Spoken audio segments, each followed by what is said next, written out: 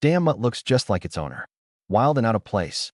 Officer Breener sneered as his cruiser rolled down Oak Haven Drive, sunlight glinting off perfect white fences. To him, the little black girl in the red hoodie didn't belong there.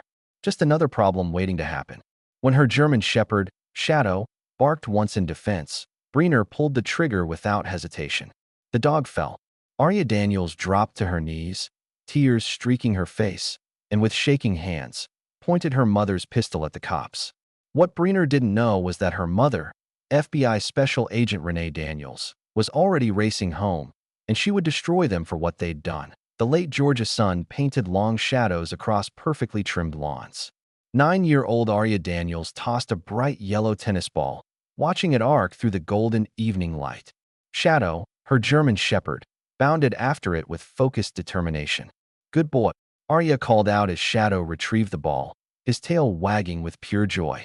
Their yard was her sanctuary, a space where memories of playing fetch with her dad still lingered.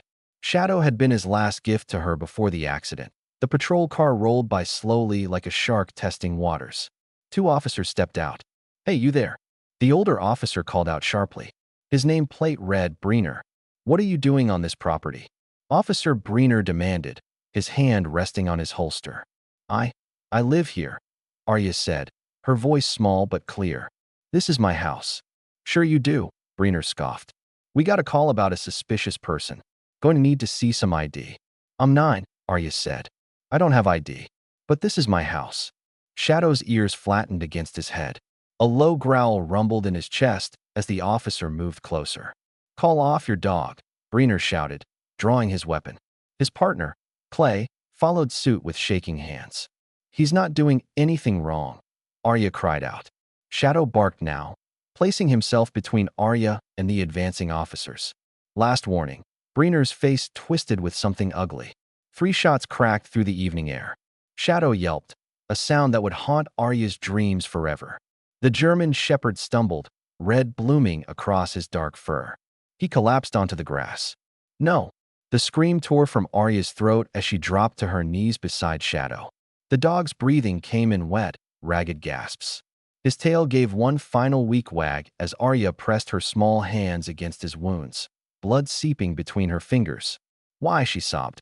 "He wasn't doing anything wrong." The rage came then, rising through her grief like a tide. It burned away her tears, straightened her spine. She looked up at Officer Breener and felt something hard and cold settle in her chest. "You killed him," she said, her voice eerily calm now. Her eyes landed on the space beneath their wraparound porch. There, hidden behind loose boards, was where Mom kept her old backup piece. Moving slowly, Arya eased Shadow's head onto the grass. Her fingers found the edge of the board. Quick as a snake, she reached into the dark space. Her hand closed around cold metal. The gun felt heavier than she remembered as she pulled it out. "Gun!" Breener shouted. "Drop it! Drop the weapon!" But Arya was already on her feet. The pistol pointed straight at Breener's chest. "Why did you kill my dog?" Arya demanded. More patrol cars were approaching, sirens wailing. "Last chance," Breener growled. "Drop the weapon, or I will fire. You'll shoot me like you shot my dog." Arya's finger moved to the trigger. "Go ahead, show everyone what kind of cop you are." At the Atlanta FBI field office, Renee Daniels sat across from a sweating drug trafficker when her phone buzzed repeatedly. The interrogation room door burst open. "Agent Daniels." Her colleague Thompson's face was ash white. "You need to hear this." The dispatcher's voice crackled through the speakers. "All units be advised.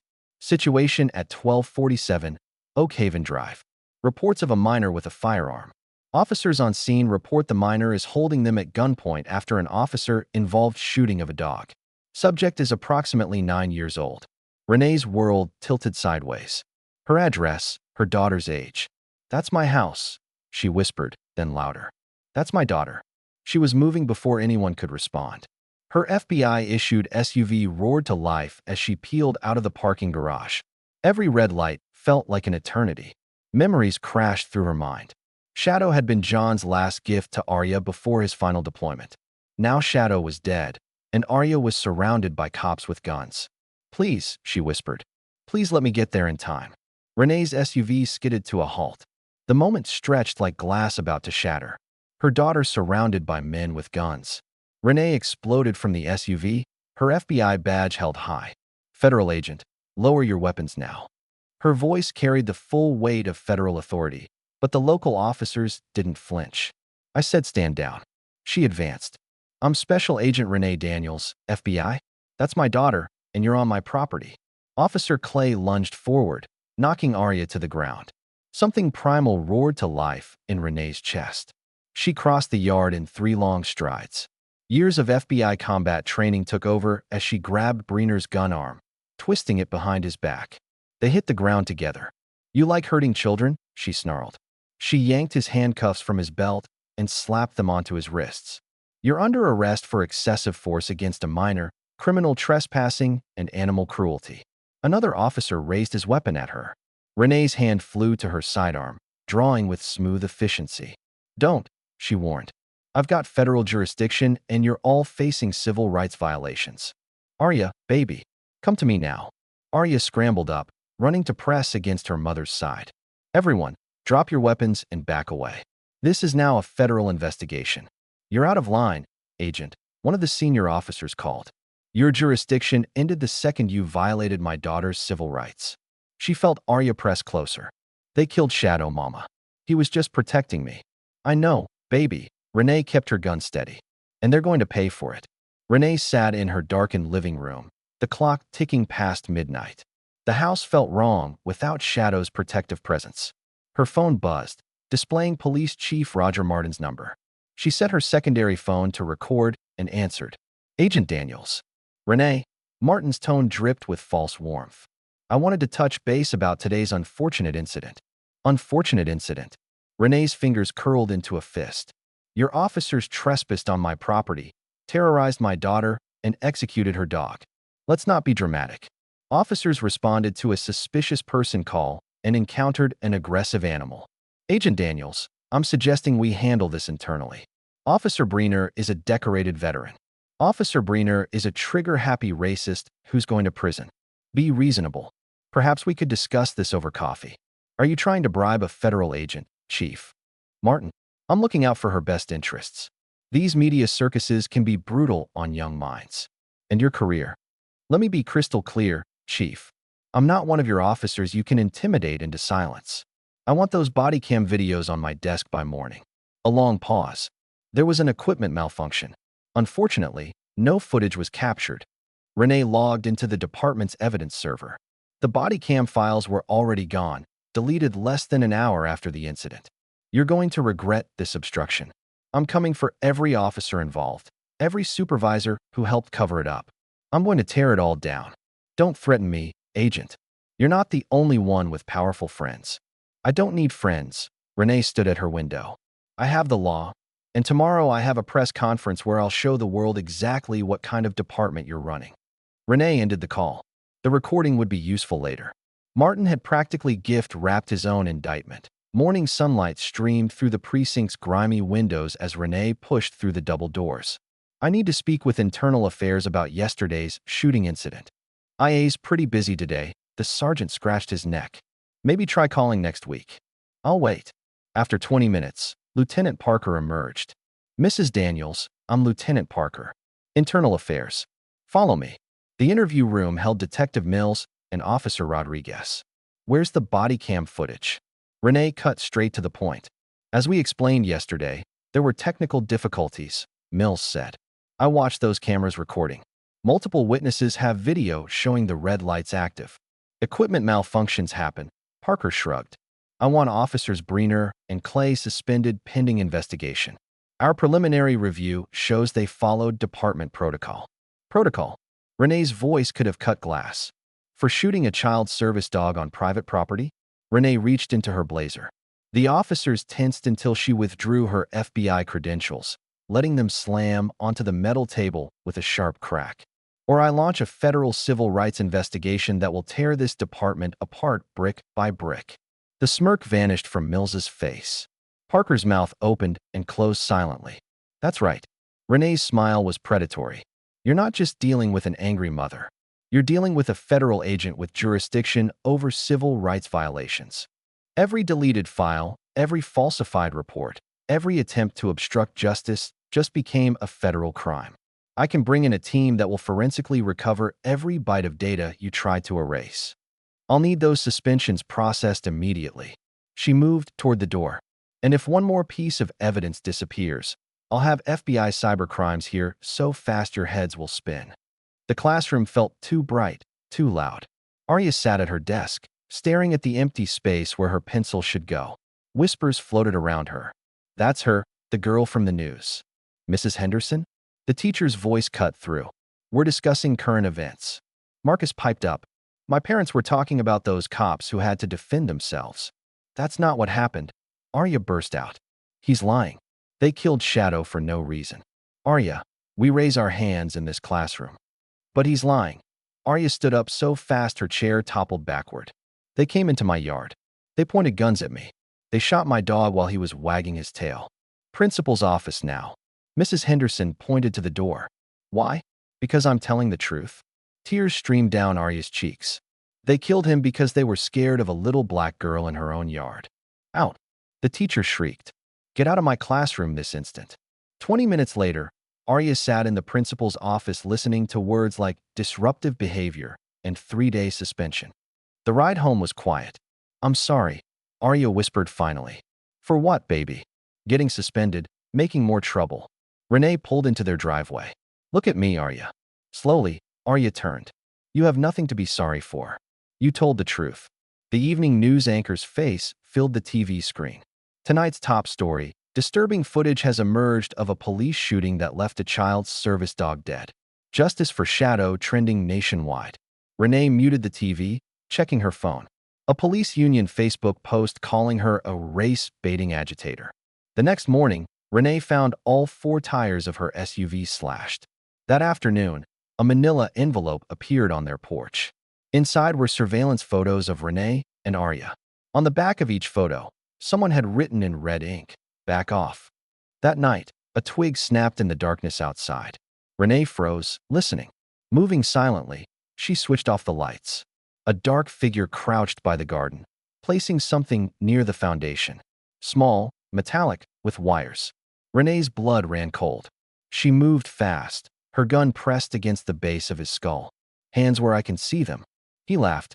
You really want to point a gun at a fellow officer, Agent Daniels? Badge number now. Renee brought her knee up hard into his kidney. He gasped. In the porch light, she recognized Officer Martinez from Breener's squad. The device. What is it? Just a smoke bomb, he tried to smile. Little warning about playing with fire. Renee's fist connected with his jaw. Badge number. 4471, he gasped. Jesus, you're crazy. No. I'm a mother protecting her child from corrupt cops who think they're above the law. She pulled out her phone, snapping photos. I've got you on video planting an explosive device, threatening a federal agent. One call, and your whole department burns. Flashing lights appeared at the end of the street. Your backup's coming, Renee said. Every move you make, every thread, it all traces back to you now. And when this all burns down, you'll burn first. The county courthouse loomed as Renee adjusted her blazer. Inside, the clerk's expression shifted when Renee presented her civil rights filing. The electronic filing platform is down. Maintenance might take a few days. Convenient. Renee placed her FBI credentials on the counter. I'll wait. Hours passed. Her phone buzzed. Emails weren't loading. Account compromised. Her personal phone lit up with photos of her house, her daily routine, Arya's school schedule. Then a text. 1423, Oak Grove Lane. Nice place. Shame if something happened to it. At midnight, the first smoke bomb crashed through her living room window. More crashes upstairs. They were coming from multiple angles. Heavy boots on her back deck. A figure in tactical gear burst through the kitchen door. Renee fired a warning shot. He dove for cover, returning fire. At least 3 intruders. Federal agent, she shouted. A masked figure charged her. They grappled on the floor. She drove her elbow into his throat, ripped off his mask. Officer Rodriguez. Police. Freeze. Flashlight beams cut through the smoke. Patrol officers swarmed in. Rodriguez began screaming. She attacked me. I was responding to a disturbance call. Hands grabbed Renee roughly, slamming her face first into the wall. Cold handcuffs bit into her wrists. Renee Daniels, Chief Martin's voice. You're under arrest for assaulting an officer. This was a setup, she wheezed. They attacked my home. Blood dripped from her split knuckles as they shoved her into a patrol car. Her phone buzzed one final time. A text from her FBI partner. Got everything on satellite. Whole attack recorded. Hang tight. The holding cell's fluorescent lights buzzed as Renee sat motionless. Not so tough now. Are you, Agent? Officer Clay sneered through the bars. Renee didn't blink. Her stillness seemed to unnerve him. The holding cell door clanged open. Chief Martin swaggered in. Ready to confess? Renee's silence filled the cell like smoke. Chief Martin. A sharp voice cut through. Assistant Director Thompson from the Atlanta FBI field office strode into view, flanked by 4 agents in tactical gear. This prisoner is being transferred to federal custody immediately. This is our jurisdiction, Martin sputtered.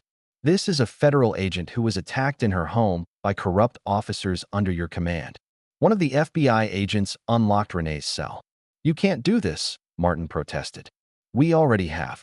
Thompson smiled. Agent Chun, a young FBI tech specialist, held up a laptop. We recovered everything, sir. Satellite footage of the coordinated attack, cell phone records showing the conspiracy, and the deleted body cam footage from Shadow's shooting. The color drained from Martin's face. The tech turned the screen toward them. The footage was crystal clear. Shadow barking. Officer Breener drawing his weapon with a smirk. The muzzle flash. Then Breener's voice. One less mud in the neighborhood. Should have kept that thing on a leash. These people never learn. The racial slur that followed echoed in the silence. More footage played. Breener and other officers planning the attack. Martin himself ordering the body cam footage destroyed. Interesting thing about digital evidence, Agent Chin said. It never really goes away. Thompson handed Renee a USB drive. Everything's here. The U.S. Attorney's Office is already drafting indictments. Renee's fingers closed around the drive. Now we ruin their lives. The Atlanta Federal Building's press room hummed with tension. Renee stood backstage reviewing her notes. Ready? Thompson asked. Renee nodded. Live in 3, 2, 1. Renee strode to the podium. Good morning. I'm Special Agent Renee Daniels of the FBI's Atlanta field office. 2 weeks ago, my 9-year-old daughter watched police officers murder her dog in our front yard. When she asked why, they pointed guns at her. When I intervened, they attacked my home. When I demanded justice, they tried to bury the truth. Today, that truth comes to light. The footage began to play. Shadow's bark echoed through the press room. Officer Breener's smirk visible as he drew his weapon. The gunshot made several reporters flinch. Then came his laughter, his slurs, his casual cruelty. Gasps rippled through the crowd. This isn't just about one dog or one family, Renee stated. This is about a system that protects its worst actors. We've uncovered similar incidents spanning 20 years. Excessive force, false arrests, evidence tampering, racial profiling, all buried by the same leadership. She held up documents. The U.S. Attorney's Office is pursuing federal civil rights charges against Officer Breener, Officer Clay, and 6 other officers. Chief Martin faces multiple counts of conspiracy and obstruction of justice. Social media exploded. Justice for Shadow trended nationwide. Protesters gathered outside police headquarters. That evening, Renee sat watching the fallout unfold. Arya curled beside her. Officer Breener's booking photo dominated the screens. On screen, more officers were being led away in handcuffs. Chief Martin's resignation letter scrolled across the bottom. His career was finished. Midnight crept over the suburb. Renee sat at her kitchen table when her phone buzzed. Unknown number. The text glowed ominously. Drop it, or your girl won't wake up next time. Her heart stopped. She drew her weapon, took the stairs 3 at a time. Arya's door stood ajar. Moonlight spilled through the open window. Arya's bed was empty. Arya, she whispered urgently. A soft murmur from the bathroom. Arya brushing her teeth. Relief flooded through Renee. The window shouldn't be open. Fresh mud marked the windowsill. Boot prints on the carpet. Something moved under the covers. She yanked back the blanket. A diamondback rattlesnake coiled there, head raised, fangs bared. Renee's heel came down hard on the snake's head, crushing its skull. Mom, Arya appeared. What's wrong? Stay back. Renee checked her daughter for injuries. Go to my room. Lock the door. She checked the window frame, jimmied from outside. The boot prints led toward the woods. This is Special Agent Daniels requesting immediate backup. Home invasion in progress. The woods loomed dark. Renee clicked on her weapon-mounted light, following the tracks. 20 yards in, a twig snapped. She spun. Two figures in dark clothing. Federal agent, show your hands. They responded with gunfire. Renee dove behind a fallen log, returning fire. One charged her position. She grabbed his arm, slammed him face first into a tree trunk. His mask came loose. Officer Phillips from Breener's squad. The second attacker tackled her. They traded blows. She drove her thumb into his eye through the mask. The mask came off. Officer Martinez. She locked him in a chokehold until he went limp. Zip ties secured both men. She dragged them out, recording everything. Special Agent Daniels. Time is 0047 hours. I have detained two armed suspects who broke into my home and planted a venomous snake in my daughter's bed. Suspects are identified as Officers James Phillips and Michael Martinez. Martinez spat blood. You're dead. You and your kid both. Renee grabbed his broken nose, twisting, threatening a federal agent. That's another charge. Phillips moaned. We were just supposed to scare you. Breener said, shut up. Martinez tried to kick him. Oh no. Please continue. Renee kept recording. Sirens wailed. FBI tactical teams arrived. Evidence texts photographed everything. Martinez's phone contained texts from Breener himself, ordering the attack. The courtroom hummed as Renee took the witness stand. She'd worn her sharpest suit. Officer Breener sat at the defense table in his dress uniform. Please state your name and occupation for the record. Special Agent Renee Daniels, Federal Bureau of Investigation. Renee recounted everything with clinical precision. The shooting, the standoff, the cover-up attempts, the snake in Arya's bed. The defense attorney rose. Agent Daniels, isn't it true your daughter has a history of behavioral issues? Objection. I'll allow it. My daughter has no such history, Renee stated flatly. School records show multiple incidents of fighting, talking back to teachers. You mean standing up to bullies and calling out racism? My daughter is a straight A student who watched your client murder her dog in cold blood. The attorney changed tactics. Given Arya's obvious emotional instability, my daughter showed more stability that night than your armed client. I have new evidence about Officer Breener's state of mind. The prosecutor approached the bench with a USB drive. The video showed Officer Clay, Breener's partner, drunk at a bar. You should have seen Breener light that dog up, Clay slurred. Been wanting to do that for months. Those people need to learn their place. The jury shifted uncomfortably at the racial slur that followed. That's right, Clay continued. Kyle said it perfect. We're taking back this neighborhood one house at a time. When it ended, silence filled the courtroom. Renee produced more documents. Text messages, emails, body cam footage. Officer Breener had 17 excessive force reports filed against him in the past year alone, all involving minorities, all mysteriously dismissed. This wasn't about a dog, Renee stated. This was about power, about terrorizing people who looked like my daughter. Breener's face turned purple. That's a lie, he exploded, jumping up. You people always play the victim. That mutt was dangerous. Officer Breener, the judge banged his gavel. Sit down. But Breener was beyond control. Someone should have cleaned you out years ago. You and that little, he spat a vicious racial slur. The courtroom erupted. Bailiffs rushed forward as Breener lunged toward the witness stand. Order. The bailiffs wrestled Breener down. Renee hadn't moved an inch. She watched his meltdown with cold satisfaction. When order was restored, Breener sat in restraints, chest heaving, his true nature exposed. No further questions, Your Honor. Renee stepped down. The evidence was insurmountable. Breener's own words had sealed his fate. The courthouse steps buzzed with reporters. Renee checked her phone. The jury had been deliberating for hours, but something felt wrong. She scanned the crowd, noting unmarked police vehicles. Too many officers. A commotion erupted inside. Shouts, running footsteps. Her phone buzzed. Breener had escaped custody. 2 guards down, 3 officers missing. An inside job. Clear the area, Renee shouted, drawing her weapon. Shots rang out. Bullets pinged off concrete. She glimpsed Breener being hustled into one of the unmarked cars. She fired twice, shattering the back window, but the car peeled away. Her phone rang. The security company. The silent alarm at her house had been triggered. Arya was home with the babysitter. No, no, no. Renee sprinted to her SUV, racing through traffic. Night had fallen. The house was dark.